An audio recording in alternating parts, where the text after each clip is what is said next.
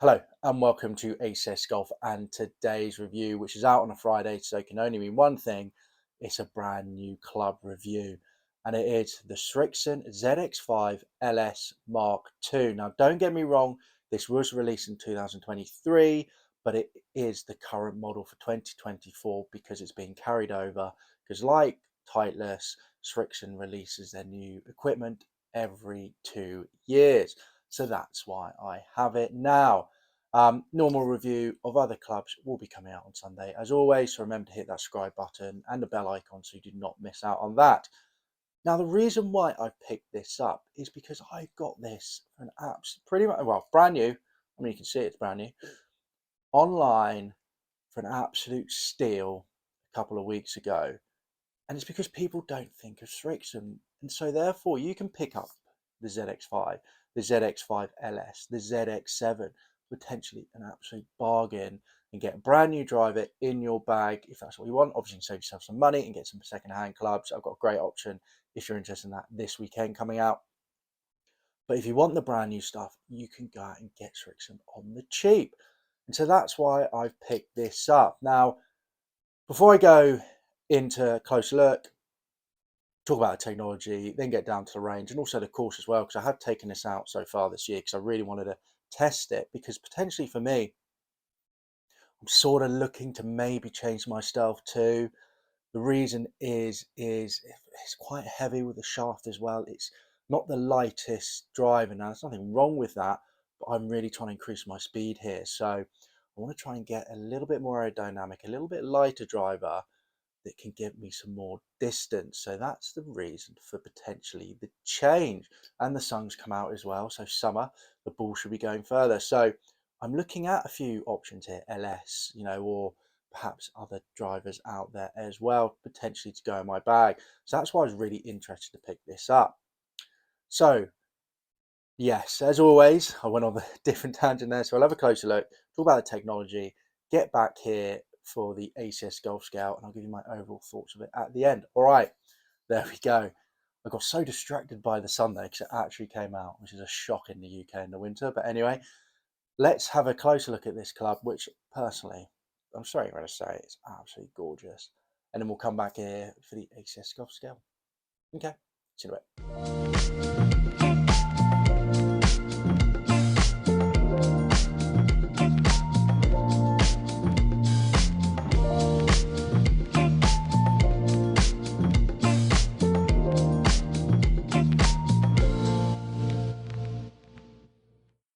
So there you go, a closer look at the club. And I'm not going to lie, this thing is great. Absolutely beautiful. I love the look of it. I love that matte crown there. So on days like today when the sun is shining, you're not going to be blinded by it, which I am currently with the Stealth. So a little tick there for me. And it's just, I like the shape of it because it is that sort of, the more sort of compact shape where it sort of comes in like that rather than sort of straight and then back up. So very, very beautiful. And let's get into the technology, because of the joy is this current club. We can get all this off Srixon's actual website. So straight off into it, there's a rebound frame. So most drivers have one flex zone. Rebound frame has two. Like a spring within a spring, a rebound frame elevates COR across the face for increased ball speed, and that extra ball speed leads to more distance off the tee. So not only do they have a face here, but they've also got another frame behind the face. So that rebound frame to really help increase that ball speed. Great, can't complain. They've had that in their drivers now for a couple of years, which is great. I think it's gone into Cleveland as well, because Srixon owns Cleveland. Well, Dunlop. There you go. Dunlop owns Srixon and Cleveland. So I think Cleveland also have the technology in there as well, but I'm not 100% sure on that. Moving on, we've got dual flex zones. So here's how it works. Like any modern driver, the speed of the ZX Mark II starts with a flexible face, and our driver face is especially fast thanks to advanced TI51AF titanium alloy construction. So this is a full titanium driver. There is no carbon fiber in this, unlike a lot of the modern day drivers where you have a lot of carbon. I mean, Callaway, for example, has a whole carbon shell now. So Srixon, like sort of, Titleist as well, and even Ping. I know they're bringing a little bit of carbon, but still sticking with that titanium, which to be fair, it's quite nice. I quite enjoy a titanium sounded driver. It's quite loud. I like the crack. The similarities end there though, because the rebound frame adds a second flexible zone, a ring of thin titanium in the body of the driver. When these two zones flex simultaneously at impact, then snap back into shape, their compounded energy transfer is far more powerful than a single flex design. So again, it's about this rebound zone here. You know, you've got your whole zone, you've got your zone 2 there and your zone 1. So there you go. So adjustability, the ZX5 LS Mark II comes equipped with 8 gram sole weight placed forward in the head. There you go, that keeps spin low and distance high, an adjustable hosel as well. So here you go. I'm not going to lie, it's a little bit more complicated than say your Titleist and, well, not your Titleist, sorry, Titleist is awesome. I love the Titleist one. Than your sort of TaylorMade and Ping. It's quite good anyway.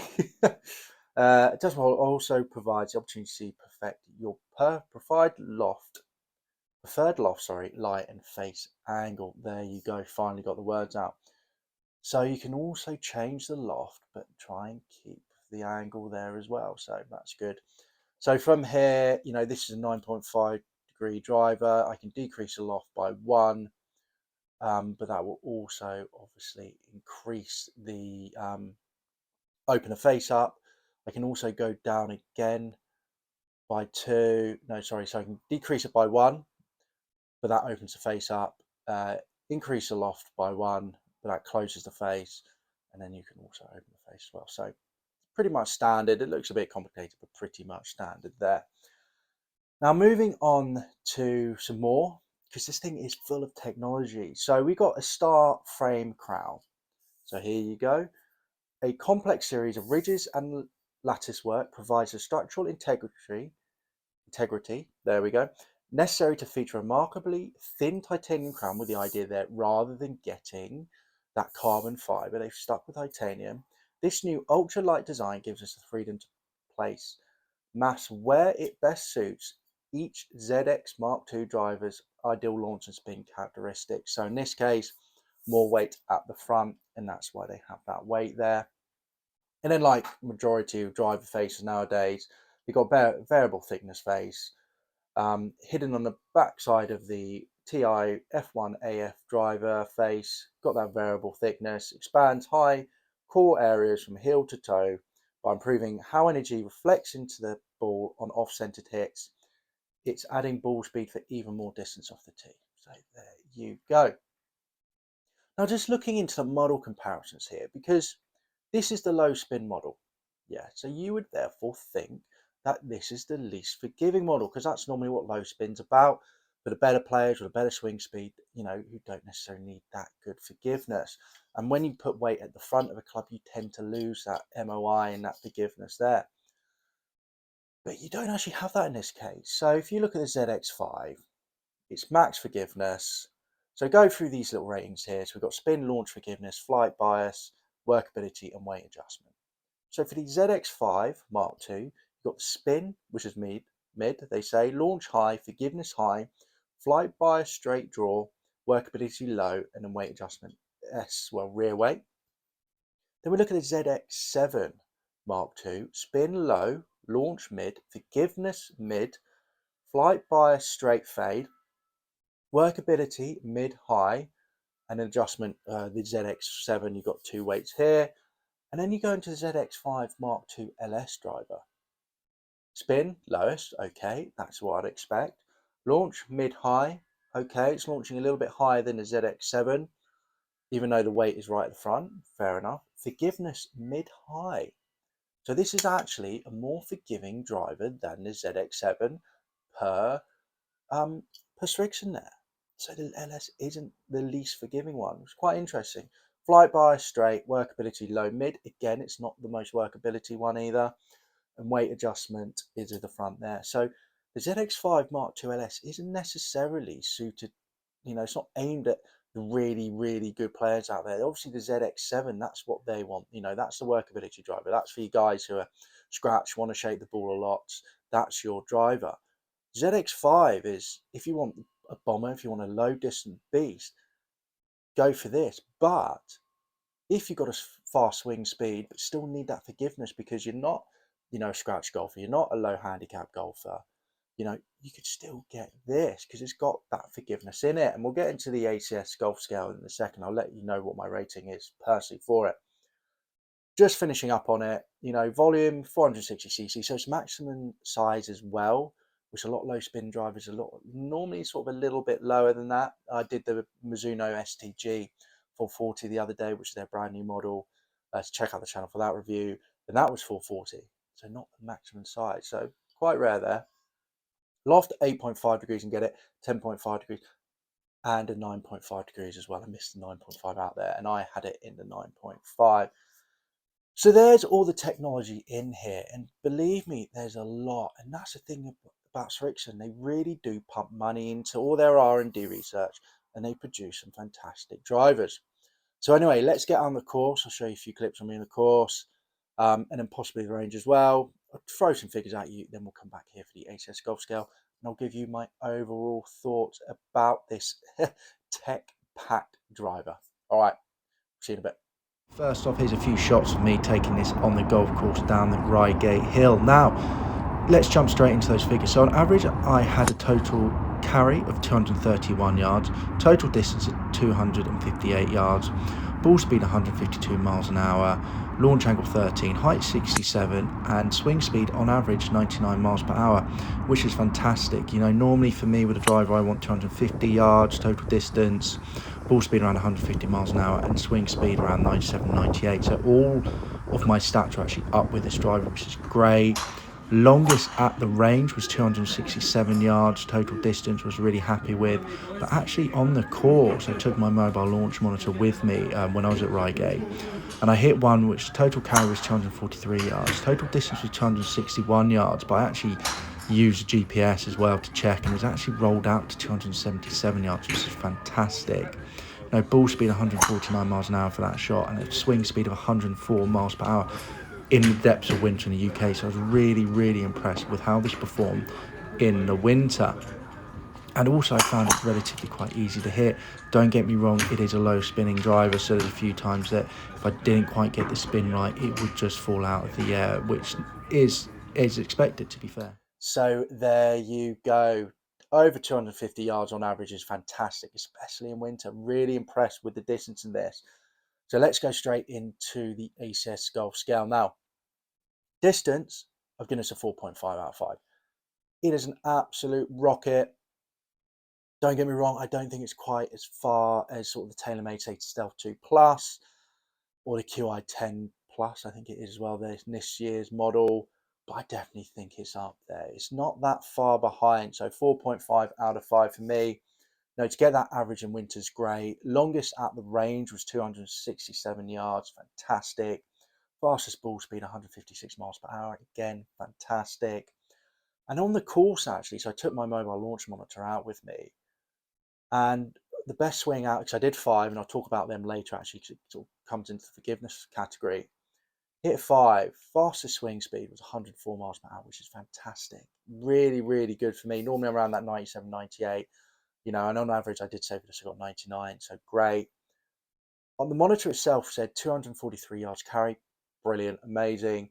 Total distance 261 yards, but I actually went and measured it with the GPS.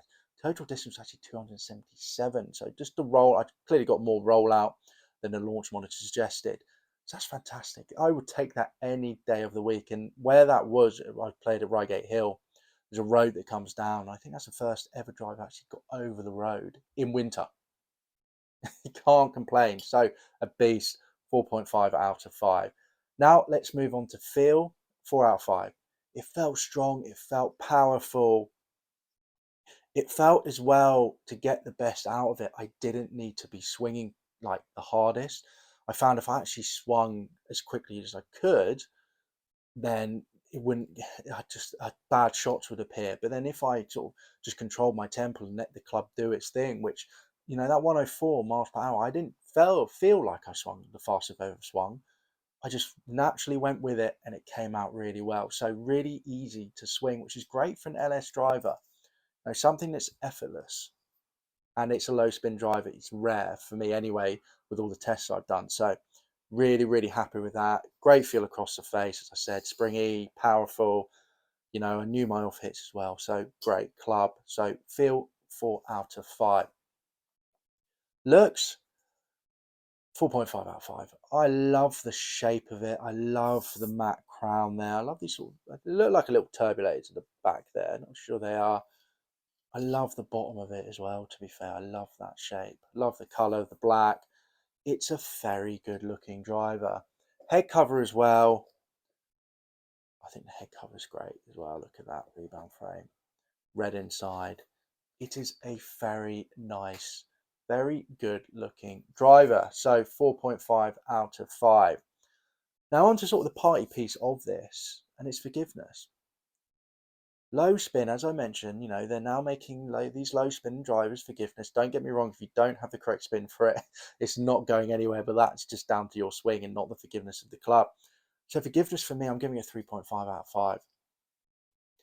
I didn't really see that much ball speed drop off. Don't get me wrong, I had a couple that came out under the 150 mark. I had a 148 there, but nothing too horrendous at all. You know, you just can't complain with it. It's really good forgiveness for what this club is. That's why I'm giving it 3.5 out of 5. And when I was on the course at Reigate Hill and I hit those 5 shots, 4 of them were all on the fairway, all pretty much in the middle of the fairway, apart from that long one where I really did manage to catch it. And then you had one that was off it, but it was playable. I still had a shot down the fairway. It was a par 5, and I still had the opportunity to get there in 3. All right, not 2, but definitely get there in 3, which for anyway for my distance is about right. So there you go. So really impressive forgiveness in this club. Really, really happy with it for what it is. So 3.5 out of 5, which I think is great. I think this is maybe where it stands up a little bit from your sort of tailor-made to like Stealth 2 Plus, etc. You know, just has that really good forgiveness in there, because it's not their least forgiving model, sorry. No, that's a ZX7. You know, all the LS versions for the other drivers and other companies are their least forgiving, but this, they made sure that they left some forgiveness in there, which is a great thing. Now on to price. So price is a good one, to be fair. Now, relatively speaking, I think, you know, technology for drivers really hasn't changed that much. You can be saving yourself money by getting some older clubs, you know, and I'm looking at the Stealth this year, replacing it possibly, you know, and I did say this is an option, but there's also options from last year which you can get a great deal on that are potentially going to go in. I think there's one from 2017 that might potentially get there as well. So technology really hasn't changed that much. But for me, price wise, I'm going to give this I'm really sat on the fence with this one, but I'm going to give it a 3.5 out of 5. I think if you catch it on eBay and you catch it as an auction and the auction's low, then this could be a 4.5 out of 5. If you can pick this up for under 200 quid, pretty much brand new like I did, so under 200 quid, so under $250, I'd give it a 4.5 any day of the week, but it's difficult to find those auctions. So generally, I've given it a 3.5 out of 5. No, brand new, if we're talking brand new, then these are cheaper than everything else out there. In the UK, you can pick up £429 at the moment.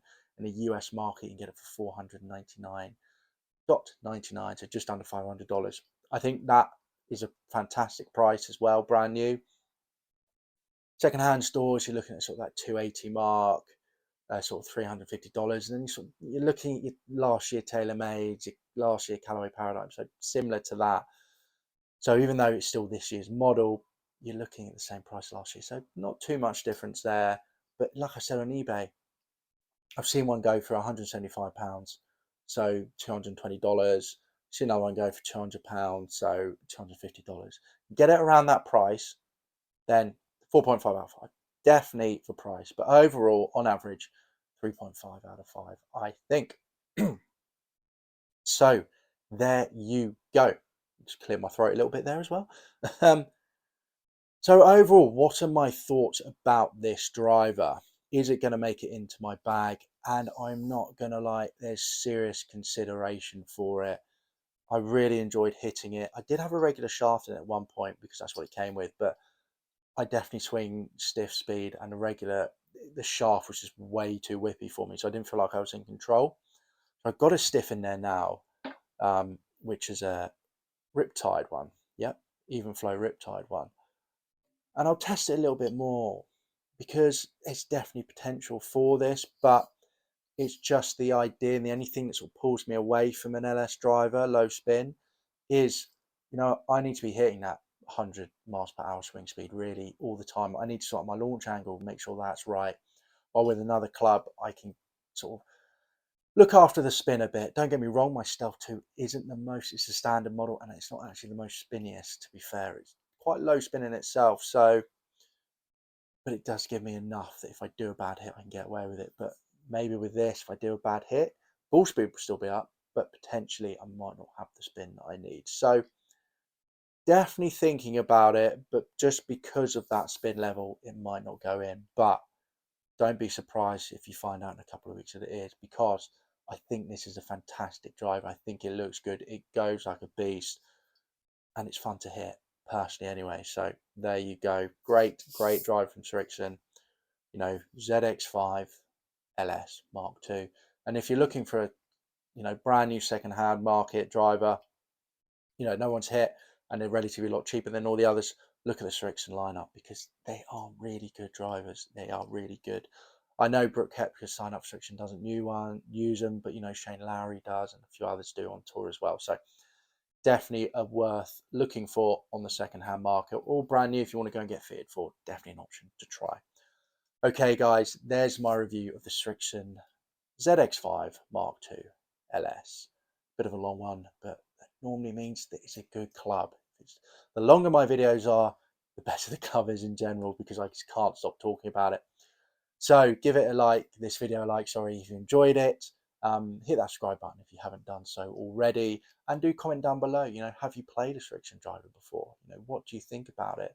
I've tested a few Srixon things over the years, and they are fantastic for what they do, even though people over here in the UK and possibly even the US don't think about it. So there you go. Let me know in the comments down below, and I'll see you, well, probably this weekend for the next ACS golf review. See you then.